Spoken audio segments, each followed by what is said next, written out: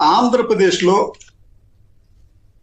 ఉచితం పేరుతో మరో అనుచిత స్కామ్ అనేది ప్రారంభమైంది. ఇది free sand scam part 2. Part 1 2014 నుంచి 2019 వరకు అప్రతిహతంగా సాగింది. ఆ పార్ట్ 1లో ఇసుక రూపంలో 10,000 కోట్ల రూపాయలు అక్రమంగా ఆర్జించారు అని మనం చెప్పడం కాదండి.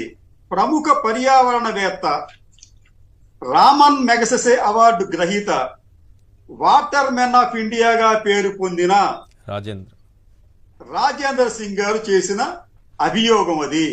అంటే పార్ట్ 1లో, అంటే ఫ్రీ శాండ్ స్కామ్ పార్ట్ 1లో 10,000 కోట్ల రూపాయలు అక్రమంగా తెలుగుదేశం పార్టీ నాయకులు ఆర్జించారని చెప్పి ఆయన స్వయంగా ఒక నిజాయితీ, సమగ్రత కలిగిన వ్యక్తి చేసిన ఆరోపణ.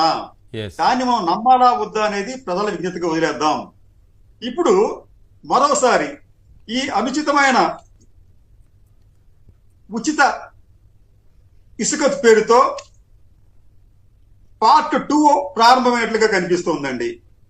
మీరు చెప్పినట్లు ఇసుక అనేది ఈ రోజున వారికి పెద్ద ఎత్తున వందలాది కాదండి, వేలాది కాదండి, బహుశా ఈ నిజంగా ఇదే దోపిడీ కొనసాగితే అది లక్షల కోట్లకు చేరినా మనం ఆశ్చర్యపోనక్కరలేదు. చంద్రబాబు నాయుడు గారి ఎన్నికల మేనిఫెస్టో ఈనాడులో బ్యానర్ లేకుండా ఎట్లా ఉంటుందని మేము అనుకోవాలి?